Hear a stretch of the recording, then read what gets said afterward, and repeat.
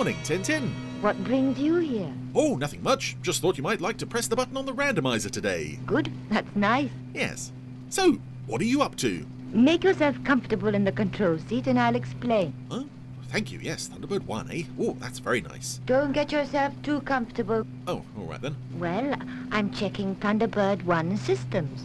We never know when the ship will be needed, so she has to be perfect at all times. Yes, good thinking. We do much the same with the randomizer, you know. Tell me all about it. Oh, well, it's pretty simple, really. All you have to do is press that big red button there, and in a few moments we'll find out which episode I'll be watching today. That is, if you actually want to do it. Why, certainly, I'd be delighted.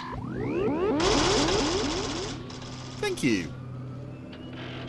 I wonder what it'll be. I think it's a big one this time. Oh, well, don't get too carried away, eh? Just in case. Oh, don't spoil it. Okay, well then, let's see what we have to... What's the matter? Oh, well, it's the Protectors today, which is, you know, fine.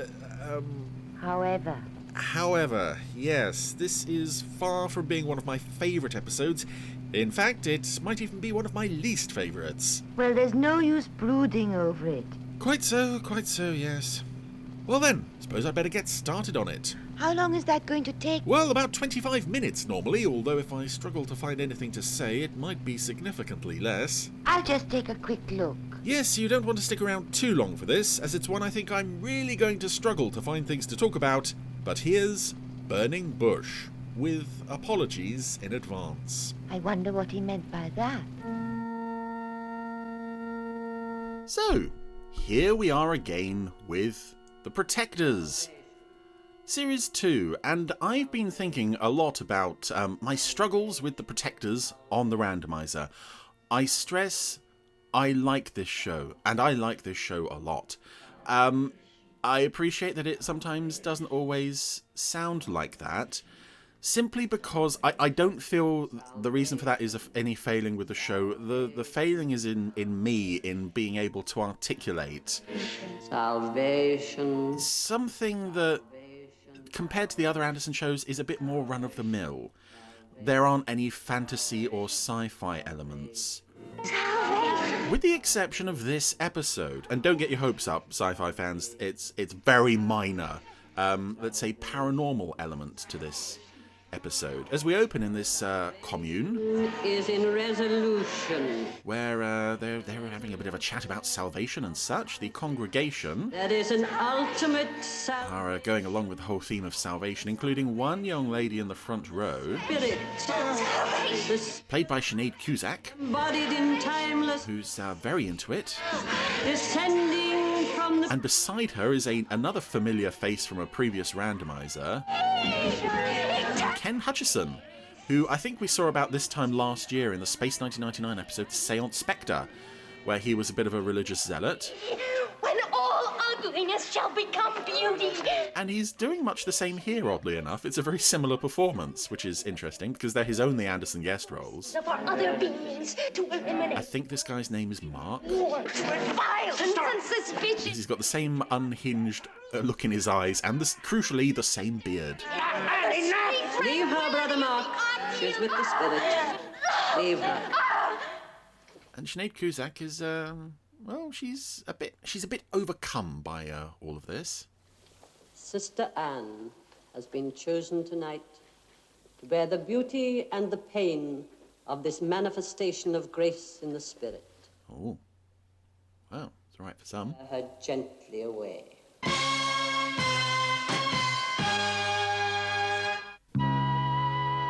So we come back from the opening titles, not to Harry's groovy pad in London, which I, as I previously said, I've been to, but to the outside of this commune in London, where, behind the wall of names that make up our guest cast, blocking the screen there, we find Paul taking photos of Sinead Cusack.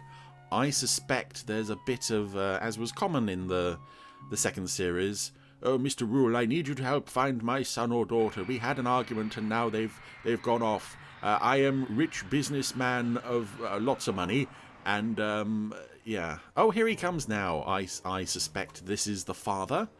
Obviously, I have seen this episode, but not often. So, yeah.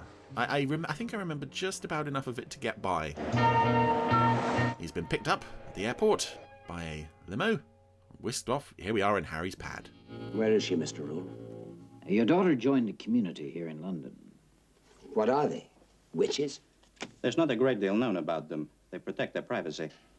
They produce this magazine, which they give away free on the streets. It's a religious order, very sectarian. A combination of Christianity and spiritualism. Spiritualism. The community is led by a Mrs. Ap Simon. And again, this is an odd, or I wouldn't say odd, unusual area for an Anderson script to go in terms of a religious order. Obviously, you know, Father Owen operated out of his church, but the church was a minor aspect of the Secret Service. And I would say maybe to a certain extent spiritualism is at the core of Space 1999, or possibly an odd combination of spiritualism and humanism. And then? So this is a kind of an odd choice for a protector's... unusual, I made the mistake again. Unusual choice for a protector's story, but I think this is one of the advantages of, as I think I've said before, having such a loose format as the premise for the series. You really can do anything. And here's Sinead Cusack's father. He's going to go straight to the commune and see if he can see her. My name's Adam Ferris. Yes? My daughter Anne, she's here. Long blonde hair, Canadian. Sister Anne. Ah, that Anne, yes. I have no father on earth. The only father I acknowledge is of and with the spirit. Then you don't wish to see him? That's a fairly decent attempt at a Canadian accent there from Sinead Cusack. Writing to you. Who I suspect everyone is going to tell me after this, oh, she's actually Canadian, and, yes. This is Sister Anne's other life. We had no wish or right to intrude. You knew who she was. To us, This is a young girl who needed help, Mrs. Ap Simon, peace of mind. who runs the place. She was my daughter. Yes, we did. And very wealthy. That did not stop us from inviting her to join our community. And generally, when you see a story like this in a drama show, and I'm thinking only of an example I saw recently, an episode of Fraud Squad from the 1960s, which I thoroughly recommend if you can get hold of it from Network. It's very good. You know, there's always some kind of... Either the whole commune setup is crooked or a key member is crooked. And luckily, in this episode, it is just the latter. Abundantly clear, Mr. Ferris. Sister Anne does not wish to speak to you. Because I seem to recall that Mrs. Ap Simon here is This is a private house, Mr. Ferris. is genuine. Now we wish you to leave. I warn you. I'll tear this place apart if I have to. Oh, me and my brown duffel coat. Oh. But Mark has got some Please. backup with him. Because Mrs. Ap Simon may be a good woman, but she knows when to send the boys in to Me not to face you. duff someone up. It is right that I should tell you. Tell me what? I have abandoned my old way of life and all that goes with it. Including me, your own father? And my money? My true father is of the spirit. But Anne, I have given my body and my soul to the faith. you've been brainwashed by these freaks. I know it's hard for you.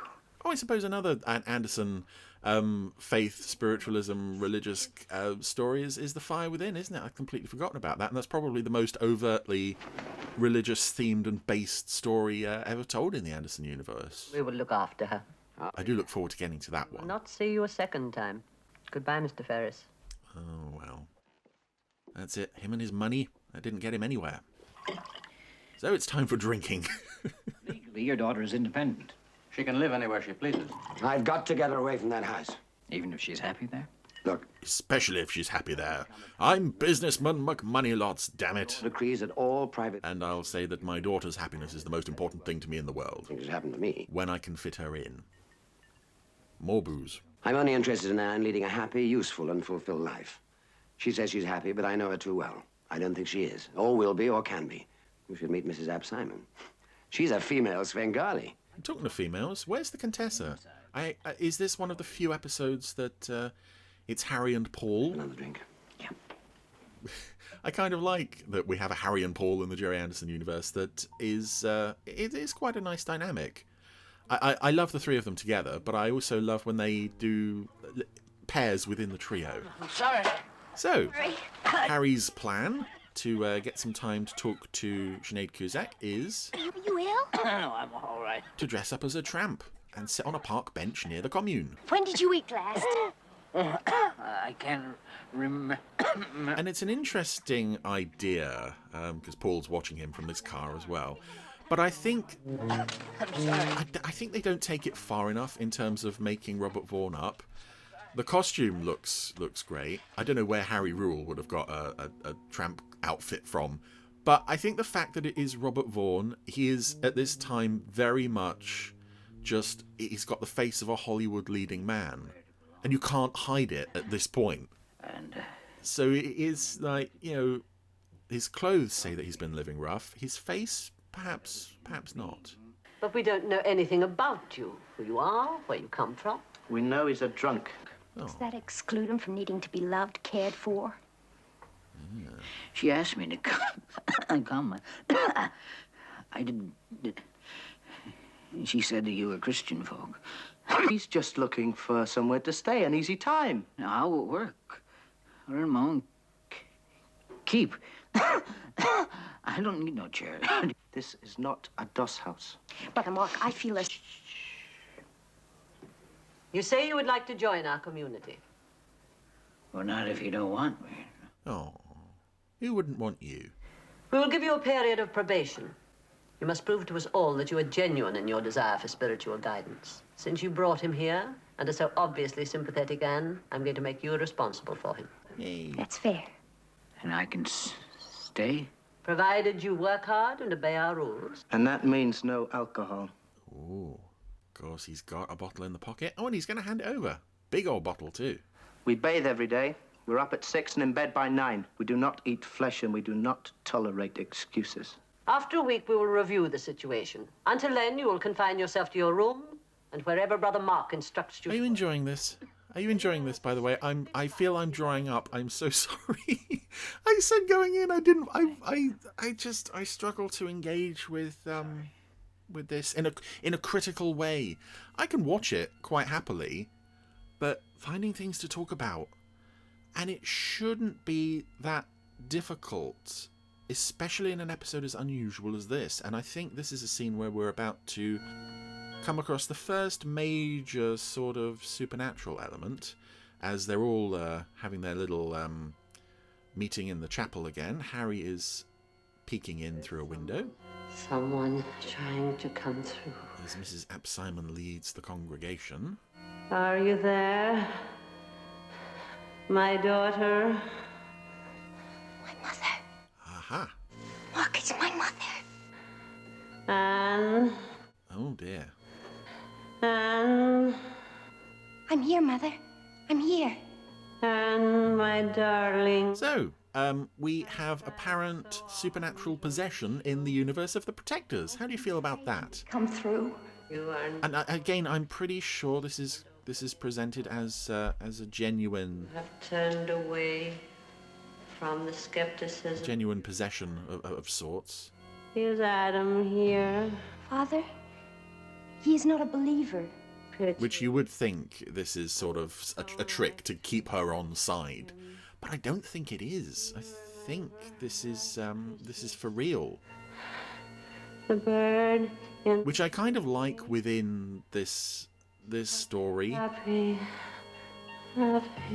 I have all these ghost-related shows and things like, Derek Acora and so forth. I don't believe in those as television shows. No, that's not true.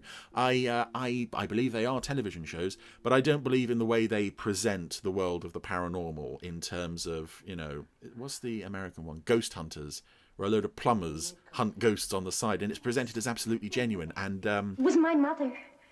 You have earned this visit. where am I going with this analogy? I'm completely lost. Oh, yes. I am a bit cynical about reality, in inverted commas, ghost-related shows. But I think if this is genuine, as I'm almost sure it is meant to be, I kind of admire the show for not kind of casting any critical comment on it as such. There's no point where anyone says, "Oh, yeah, well, she was having you on there, wasn't she?"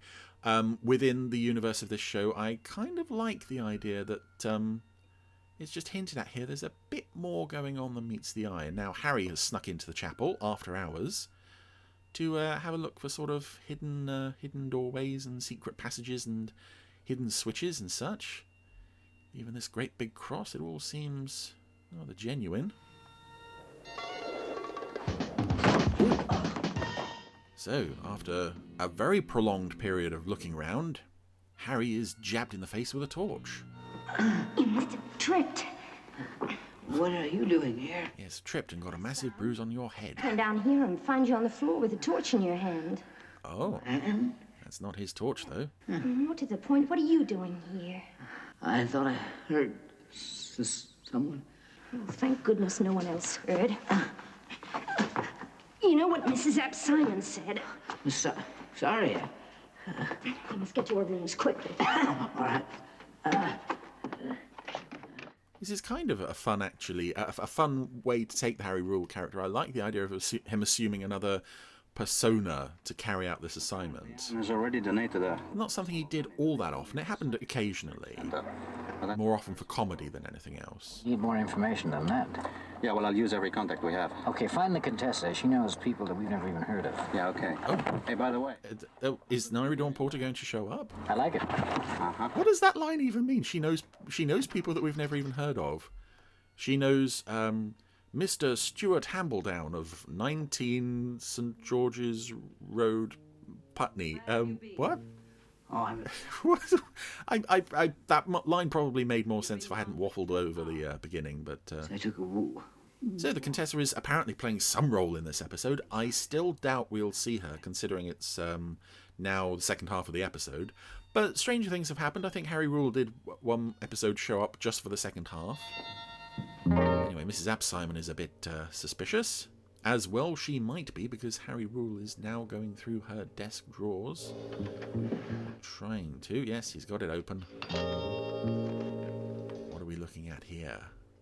I don't know, because the picture quality is too low def for me to make out what it said on the front of the folder. Well, here's a letter. What does that say? I still can't make it out. This is the last will of Anne Thingy. Oh, an interesting development. About you. And there he is. I can explain that. Our obvious villain. Don't waste your time. With a gun. Who would have thought that Sanderson, of all people, would turn out to be a bad un? Must be given away. By getting a 19-year-old girl to sign her will seems to me to be a little unusual. And I do like, actually, the switch there of Harry from his drunk homeless guy to normal, professional, slick, cool self. They sent you to me. And what's interesting with the ending of this is that you would think, okay, Mark is in it just for the con, but there is an element of something more there. He's not in it for the money entirely. It's urgent. There is a bit of him sort of seeing himself as a chosen one almost. Well? It's your friend. In much the same way that Sanderson did in Space 1999. It is a very close character. Promised me. Well, we could try and get him to his room. But we'll have to hurry. And I wonder if it's this role that got him Sanderson several years later.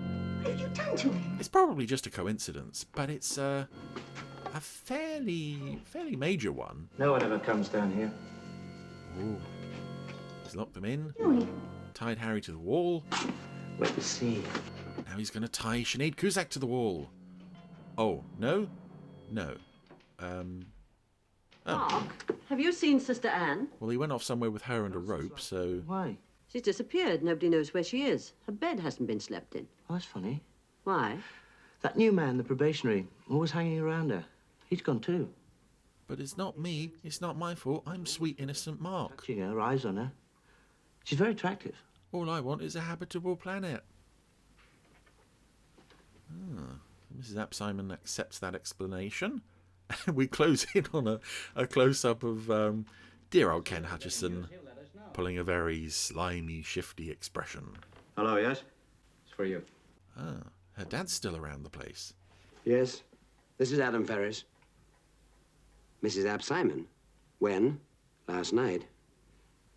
No, I haven't seen her at all. And I'm not giving you much time to say a full sentence. What did she want? I love that in shows where it's, yes, hello, at the hospital? Oh, right, yes. Searching everywhere. And there's no time for the person on the other end of the line to say anything. Okay, so he did tie her up. In a few days. Put her in a different room. All worked out so perfectly. Ah, now he's brought her back in. Last week, I witnessed it. She left everything to the community. I warned them about you.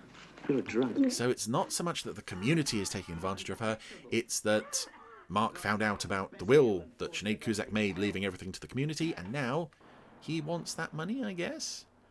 And when she wouldn't lay still, he killed her. He didn't mean to. He was drunk. Crazed with whiskey.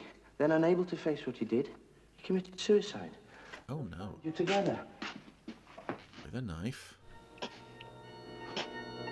Oh, but he can't stab her. And it's not for lack of trying. Some kind of force appeared to intercede. He couldn't bring the knife down. Very spooky. And Harry just looks back at Sinead Cusack as if to say, what the hell was that? The man you know as a stuttering drunk is working for me.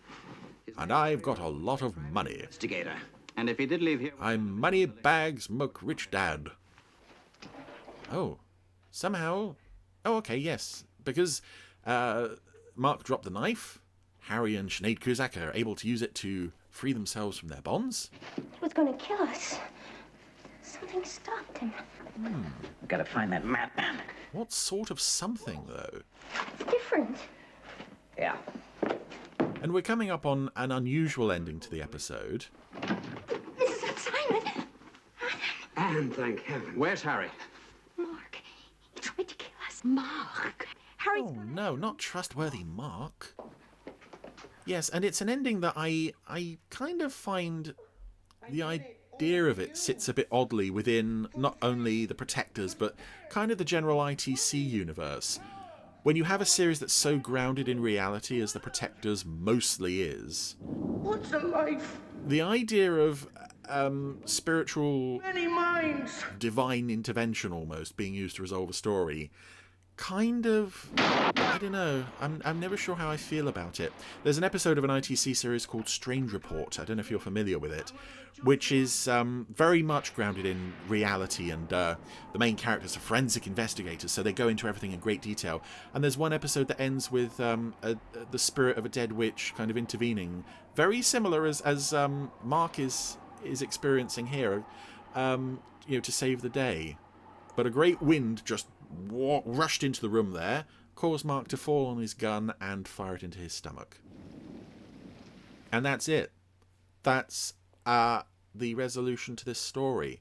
And as I said, Strange Report does a similar thing where at the very end of the episode, they're having a birthday cake, and the spirit of a witch wafts into the room and blows out the candles. And it's like, this is such a reality-grounded show. And now we're being asked to accept this divine wind. Sometimes it is better not to question. And that line kind of, okay, it's supposed to make you think, no, just leave it. As a one-off, we can accept this. But I've got to say, it's always been very difficult for me to accept this as an ending. So, yeah, I would be interested to hear other people's thoughts on the Protectors episode, Burning Bush. I have to say, as I feel I so often say with the Protectors, and I don't want to say it because I love this show, this is not a favourite of mine. I think it is perhaps just a bit too different to work within the format. I admire them for trying, but I think the angle of genuine spiritual divine intervention is a bit much to swallow within the Protectors universe. But do let me know what you think.